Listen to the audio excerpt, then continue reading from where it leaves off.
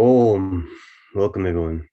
So this morning I was woken around 2:30 a.m. by an animal beneath my tiny home, and I had to wake and shoo it away. But then I was not able to go to sleep, and I had my window open, and I was looking out into the forest, and there's the snow in the forest that kind of brings a form of light to the darkness, and I could see the trees, the grand firs and the cottonwoods, and I started to feel into the sense of struggle and uncertainty that so many are navigating. And I mentor and guide people about 4 to 5 a day, 6 days a week from all over the world. And there are these common threads in our struggle and our grief that I feel that is often forgotten. And it's important for us to remember. And I want to share these with us and bring a deeper insight in how to really navigate our struggle and our grief and how that can be a gift for you. So I want to share with you a poem to bring us into this dialogue, and it's called Grandmother's Prayers. So fill into these words and what they may stir within you. Oh, grandmother tree, oh, grandmother tree, teach me how to ask the questions I don't yet know to ask. Teach me how to ask the questions I don't yet know to ask. Reveal to me, reveal to me the gaps in my own knowledge so I may grow. Oh, grandmother tree, I wish to drink in your wisdom, your stories, and your counsel, like the cypress tree drinks in the desert rain. Oh, grandmother tree, beat the drum in the way you do so my heart forever knows. So my heart forever knows the rhythm to move to and evoke the wild dance, to evoke the wild dance that releases the hidden grief inside me as the holy offering it is. To release the hidden grief inside me as the holy offering it is. Oh, grandmother tree, lead me, guide me, show me the way. Oh, feel into those words and what they evoke within you. I imagine that you too have experienced how the more you learn, right? The more you learn, the more we discover just how much we do not know. Right? It's humbling, isn't it? To recognize that we're all students here.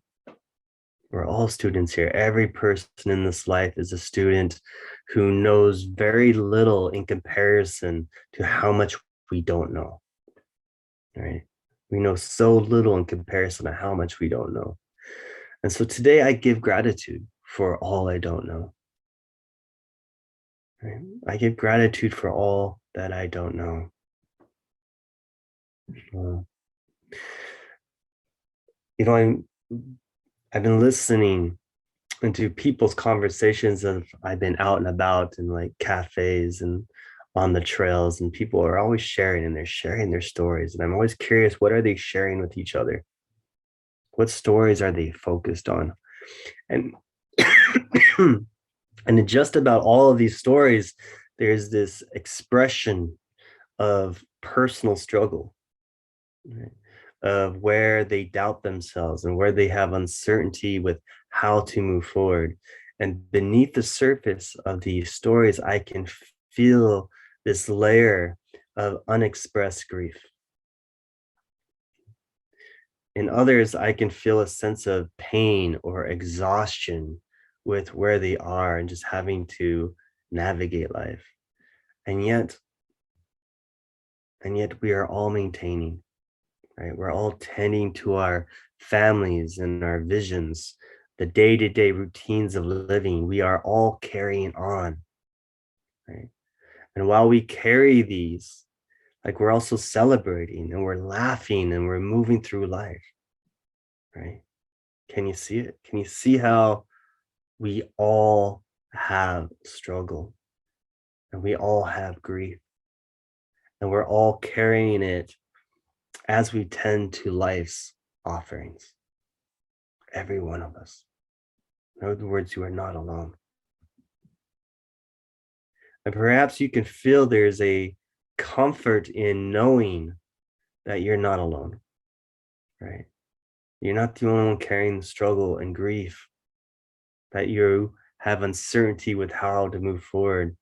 You're not alone in that, right? We are all carrying some level of grief, some level of exhaustion and pain. We sit in uncertainty. We all sit in uncertainty with how it's all going to work out, especially in these times, right? So this is part of being human.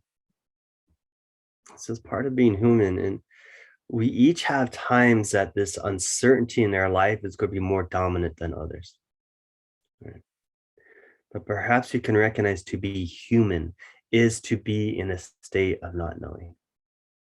Right? To be human is to rest in the state of not knowing. We just don't know what's going to happen, all of us. And so this is even true for those who have a very positive mind. Like I have a positive mind. I focus on what I'm grateful for. I focus on what I want to grow, right? I follow where I believe that, we nourish what you love so what you love can continue to nourish you. And so I focus on these things, but despite that positive mindset, I still have grief. I still have exhaustion and struggle and pain. I don't focus on it. And so a lot of times I'm not aware of how much I'm actually carrying, but it's still there, right? And what we're doing here is we are not saying we need to focus on our pain anymore, that we focus on our gratitude, but it's creating a space inside of ourselves where it all can exist and be there, where all parts of our experience can be equal, can be valid and beautiful, can be holy. And in that, that's how we are learning to walk in wholeness. So that may, for you, I know it for me, it takes off a tremendous amount of stress that I'm supposed to be some idealized state all the time, that I'm supposed to be in affluence and abundance, that I'm supposed to be without pain and grief. Like that is such a colonized mindset that often comes from a lot of Christian indoctrination, that we're supposed to be in an ideal state and not have grief and not have sorrow. Right? No, but it's all beautiful. We're all beautiful and we all carry it. And that brings us into a greater sense of relatedness with our life. When I look to my esteemed teachers who I was so honored and blessed to live and train with in India, when I look to the elders, like who I've been able to talk with and spend time with, who have harvested their life and they rest in the medicine of the story that they have lived. Now, I see a softness in them, a vulnerability. I see how, because they have embraced their shadowy side of their experiences, that they can now connect with all of us. And they have such a greater level of compassion. See, they see the pain of one is the pain of all, right? The honor of one is the honor of all. And so we're all connected in this great web of life. And a few of those connecting threads is that we all share grief and love and struggle and joy and loss on our earth walk. Hmm. Likewise, we can also see, those who have yet to really be with their pain, That those who refuse to be with their grief and that tenderness, they adopt this sense of rugged individualism. And we end up insulating ourselves from others, and we retreat within ourselves, which reflects in being more withdrawn in our relationships and our community. With our greater experience of life, we become closed. We isolate ourselves beneath this rugged exterior of, I got this. But the thing is, you don't have to have it. You don't have to do it alone. See, what we're doing here is we are putting down the weight of our aloneness, and we are receiving this invitation to be part of the greater connections that we are already a part of. So you can see there is a strength and softness, and that comes from our ability to be vulnerable, vulnerable with ourselves. And so for me, I find this by recognizing we are all carrying some level of pain and grief and loss and struggle. And so this connects us on a deeper spiritual and very human level, that we're all part of this great web of life maturing together as we live on this very small rock flying through the universe. And so, in short,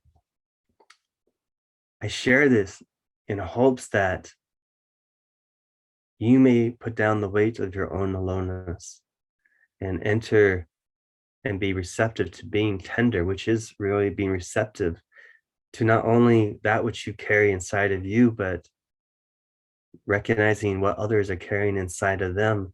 And that our struggle in this time of navigating uncertainty can be what brings us together into a greater relatedness. There's a lot of beauty that comes from uncertainty in these kind of times, a lot of beauty making new inspiration. And when we can gather together in circle, that's what it is about restoring the village. And this is what we're doing with Tree of Totems, is we are decolonizing our society, and we are restoring these cultural ways of remembering our togetherness, this sense of relatedness, so that we can come close in and have a deeper meaning with our lives and deeper meaning within our relationships with each other. And so I hope you join me fireside one of these times, where we can share our stories, where we can allow our grief to be an expression of what we have loved and how we've been touched by life, how we can not wallow in sorrow, but let that have a presence in us that grounds us in this movement of life. We can let go of this idealized mentality that we need to be somewhere else, some idealized state of life.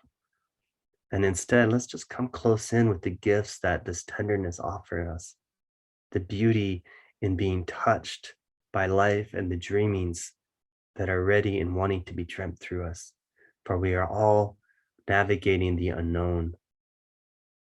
And that's beautiful, because there's remembering that, we know very little in comparison to how much we don't know.